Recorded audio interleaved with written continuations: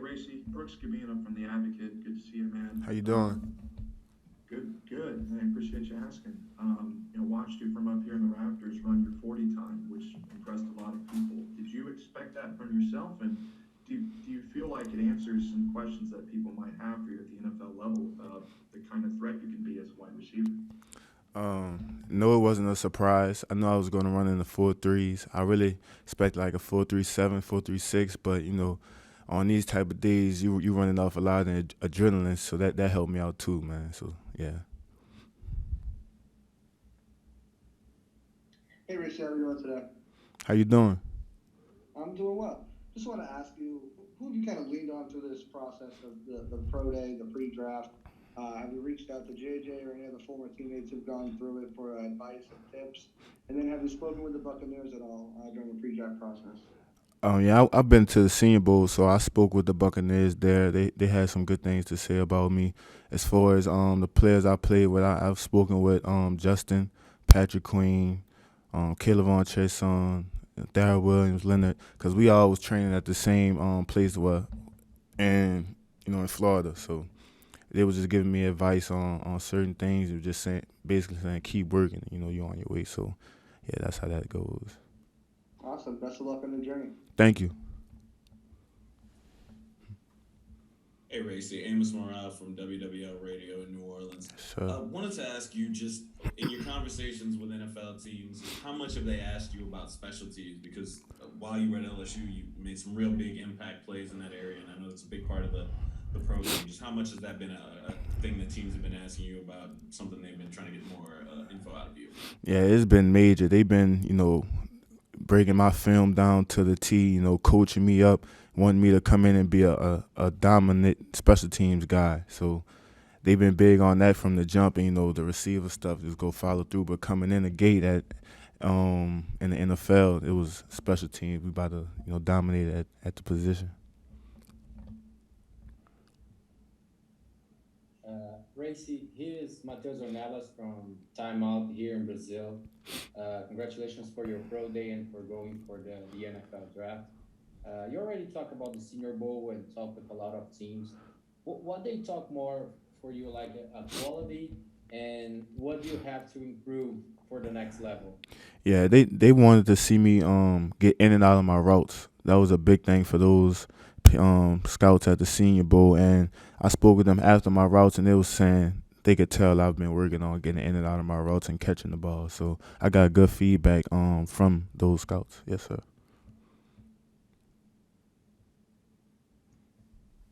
Racy, I'm just curious. Amos asked about special teams. Do you think you're a guy at the next level?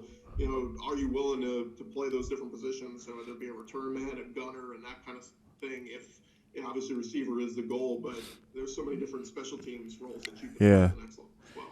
yeah.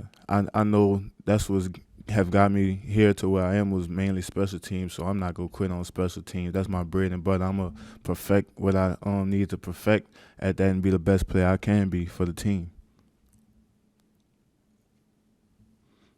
Racy, Alex Fleming, Florida Sun.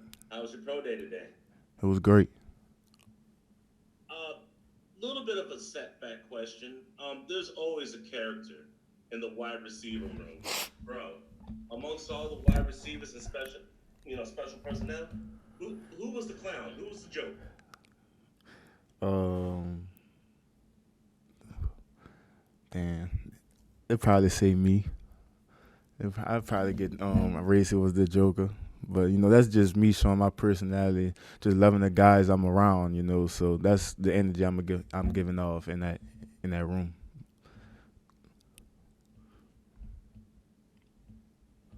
Hey, Racy. Jacob Infante from Windy City Gridiron. Appreciate you taking the time to talk to us today. You mentioned that you've been working on your explosiveness coming out of your breaks. And as a bigger guy, I mean, you are an explosive player, but does your height, you feel, have a natural disadvantage in terms of your ability to sink and explode coming out of your cuts? And what have you done specifically to kind of mitigate any potential disadvantages that you Yeah. might come with? No, I don't think that it's a disadvantage. I just think we have to work a little bit harder though. I don't think we had a disadvantage because guys I'm out of my game off of, like Julio Jones. He gets in and out of his routes just as good as a smaller receiver. And what's the other question?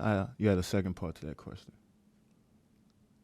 Oh no, I was just talking about your explosiveness. It was a one-part question. Oh, okay.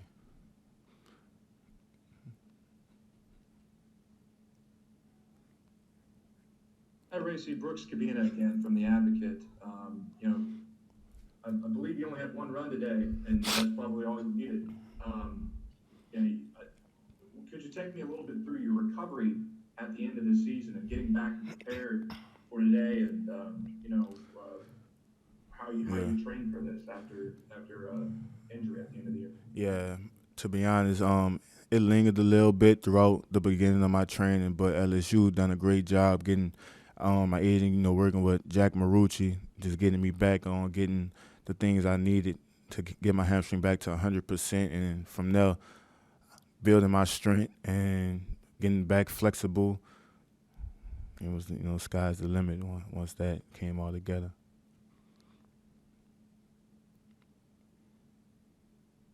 Hey Racey, how you doing today? How you doing?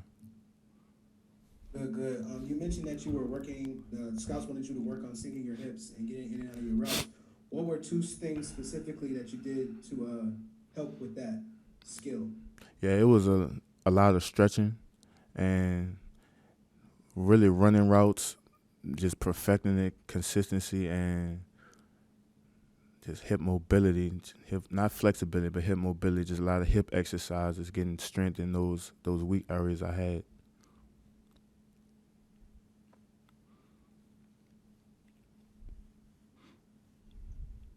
Hi, Racey. Megan Price with Sideline Sports.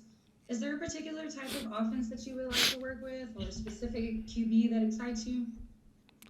I like Joe Burrow. Absolutely. Yeah, I love Joe Burrow. So Me. I mean, as far as the offensive scheme, just wherever I get drafted, just hopefully, I fit perfect into these schemes, so things work out well. Well, that makes sense. Congrats on the numbers you put up today. Thank you. Unless we have any more questions, we'll finish with Michael Cobble here. Hey, Racey, it's Michael Cobble here in Baton Rouge. I love Joe Burrow as well. Speaking of Joe, since he's come along, the quarterback room's really been elevated. Justin's in the league, about three of y'all getting ready to be in the league as well. How much is the wide receiver room elevated right along with them? And what do you see for the future? And how is that room going to change their attitude towards attacking the ball? Yeah, I know for a fact that the standard is set high at the receiver, in the receiver room. And, Jets, nobody really seen him having the year he had as a rookie. So that's just motivating us because he coming from where we come from, and we knew his potential, and we know our potential. So we looking at it like the sky's the limit. We could come in and do what Jets doing, So, but as far as the guys coming in, the LSU receivers now, I see a lot of talent in that room. I know they pushing each other, they on each other, holding each other accountable, and they doing the things extra off the field, right? So, sky's the limit for them too. Racey, thanks, man. All right. You're done. Thanks for having me.